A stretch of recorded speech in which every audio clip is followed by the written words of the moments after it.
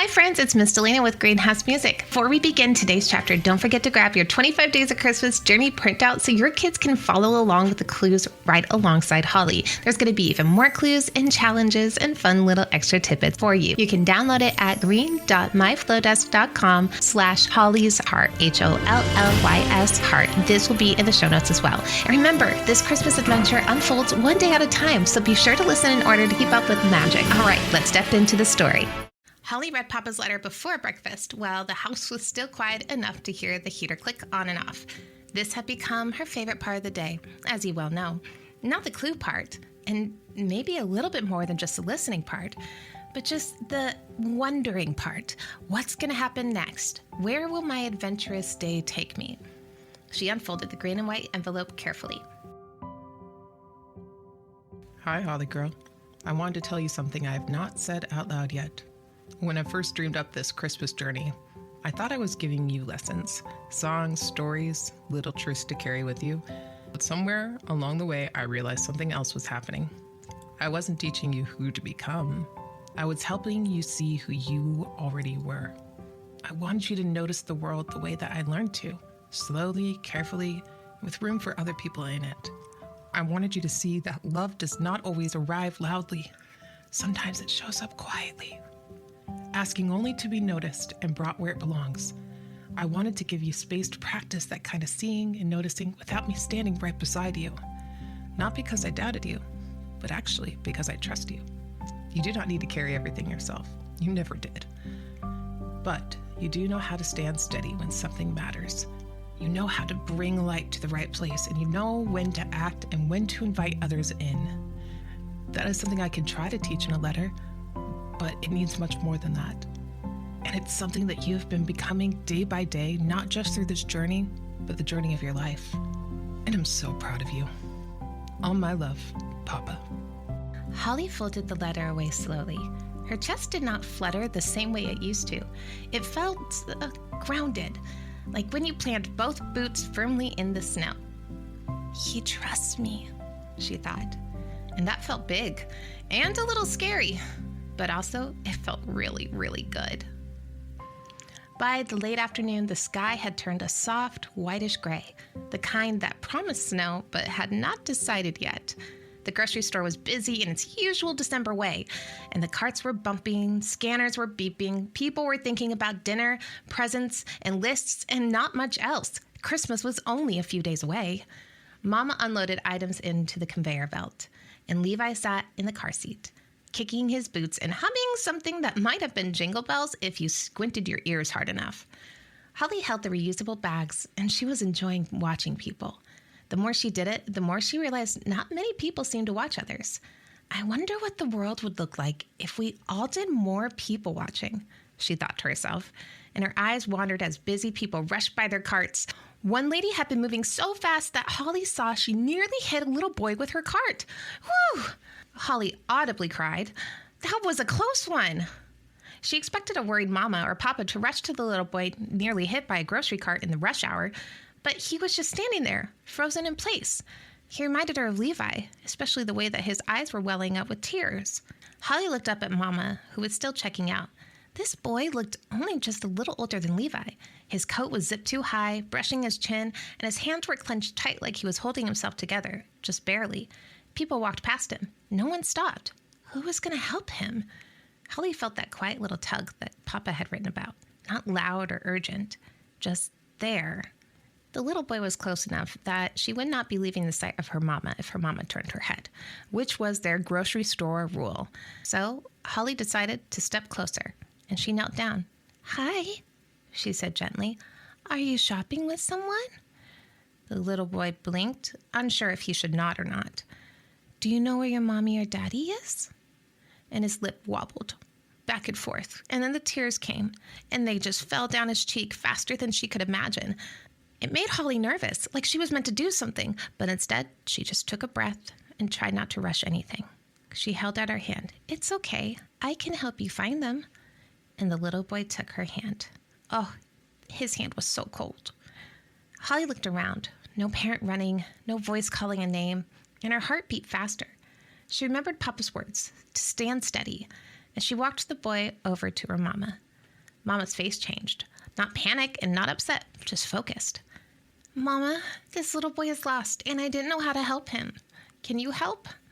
Holly felt a little disappointed. She felt like almost she just wasn't doing enough, because as she looked down at the little boy, waiting for her mama's reply, she realized he still had tears running down his face like they were in a marathon to get to the floor. You did the right thing, Mama said simply, which made Holly take a deep breath. I did the right thing, she said quietly to herself, giving her just a little boost of confidence. They got closer to the cashier, and Holly spoke before her nerves could change her mind. This boy can't find his family. Can you help? She said, and the cashier nodded calmly and reached for the microphone. We have a code Adam in the front. We have a code Adam in the front, she said evenly. Holly frowned and leaned toward Mama. A code? Why a code? I don't want his parents to have to solve something. Mama bent down beside her. It helps everyone know what to do, and it keeps the kids safe, she said. That was all. There was no lecture or extra words, and the boy stayed close, still holding Holly's hand. She did not talk much. She just tried to stay calm, so that maybe it would help him be calm. A moment later, a woman hurried forward, breathless. Oh, there you are, she cried, dropping to her knees. The boy let go of Holly's hand and ran to her. Mama and Holly watched the reunion quietly. The cashier smiled, and the moment passed, just like that. It was simple and complete. Unlike some of the other times that Holly felt good when she held someone, she didn't feel like cheering. She felt settled, confident. Even though she couldn't do much to help the boy herself, she did find someone who could. She found a grown-up, her mama, and the cashier, and they both helped the little boy get back to his mama. Holly, I am so proud of you, Mama said as they were walking out of the grocery store. That little boy was probably very scared, and you stayed calm and helped him be calm, and bringing him to me was very smart. It's always good to find a grown-up in those situations. Sometimes it's great to help, but sometimes we're in a place where we can't help, so we go to someone who can, like when you came to me. I just kept thinking of if Levi were alone in the store by himself, what I would want him to have. Well, Mama said nicely, if he is ever lost, I hope that someone just like you is there to help him find his way. Holly smiled. She wanted that too, of course. Well, that night, Holly sat at the kitchen table with her notebook open, writing carefully about the day. Dear Papa, today I helped someone, but not the way I thought I would. I found a boy who was lost, and I didn't know how to fix it, and that made me really nervous, and he was crying. But I remember what you said about trust, so I stayed calm, and I trusted that maybe a grown-up could help. And I asked the right grown-up. Of course, it was Mama, and that worked. I think helping is not always doing the biggest thing. Sometimes it's doing the wise thing, like that you trusted me to figure that out. I am still learning, but I think I'm learning the right things. At least I hope so. Love, Holly Girl. P.S. Levi thinks the grocery store should have a dinosaur helper. I think that might cause more problems, but he's determined. Hey listeners, I hope that you've been enjoying the journey. It's been so fun to share it with you. Well, guess what? I have another original song for you, and this one has some interaction that's required of the listeners, but you'll just have to listen for yourself and tell me what you think. Here it is. This song is Jingle Jingle Wonderland.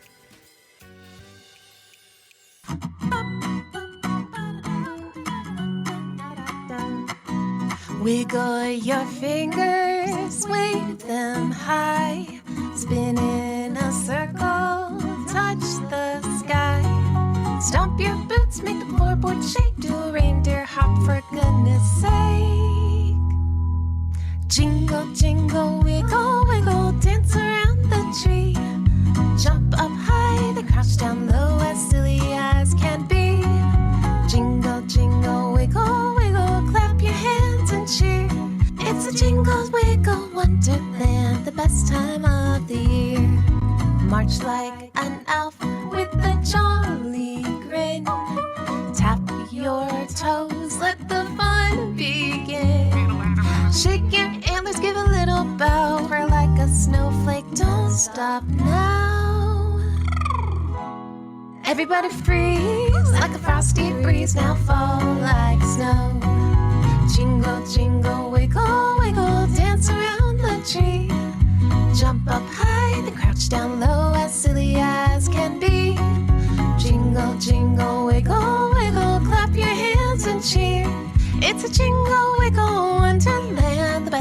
of the year. Now tiptoe quiet like Santa's feet. Sneak, sneak, don't give it away. Then shake your hips like a jingling bell. Oh, you do it so well. And jingle, jingle, wiggle, wiggle, dance around the tree. Jump up high, then crouch down low, as silly as can be. Jingle, jingle, wiggle, wiggle, clap your hands and cheer. It's a jingle, wiggle, wonderland, the best time of the year.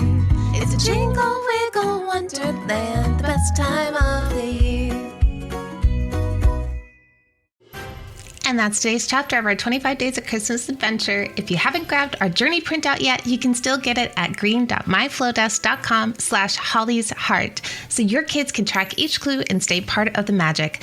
Come back tomorrow for our next piece of the story, and remember, the adventure makes the most sense when you listen in order. So go back and listen to any of the ones that you might have missed. You'll hear from me tomorrow. Bye.